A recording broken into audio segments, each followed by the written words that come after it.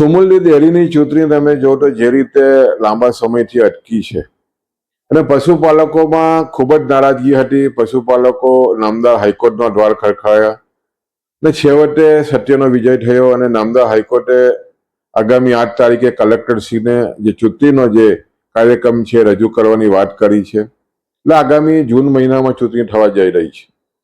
સાથે સાથે જે રીતે 75 વર્ષના ઇતિહાસમાં પ્રથમ વખત જ્યારે વહીવટદાર સુમુલમાં નિમાયો હોય તો પશુપાલકોમાં ખૂબ જ મોટી નારાજગી છે.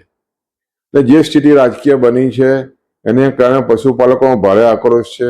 આગામી દિવસોમાં જ્યારે ચૂંટણી થવાની છે ત્યારે ચૂંટણી ખૂબ જ તટસ્થતાથી લડાઈ, પ્રમાણિકતાથી લડાઈ અને ખાસ કરીને અગાઉ તમે જો તો અમારા વડીલોએ સ્થાપેલી સંસ્થા લગભગ 7,000 કરોડથી પણ વધારાનો વહીવટ અહીંયા થઈ રહ્યો છે અને પશુપાલકોને આખા ગુજરાતમાં સૌથી વધારે ભાવ મળી રહ્યા છે.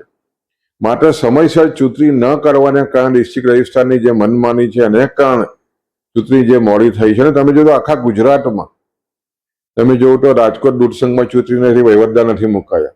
અહીંયા તમે વાત કરી સુરત જિલ્લામાં સુગર ફેક્ટરીઓમાં ચૂંટણી નહીં થઈ, વહીવટદાર નથી મુકાયા, બેંકમાં નથી મુકાયા.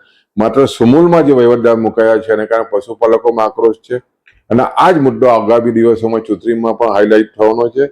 અને જે રીતે મનમાની જેમણે કરી છે એની સામે ચોક્કસ પશુપાલકોનો ભારે આક્રોશ છે.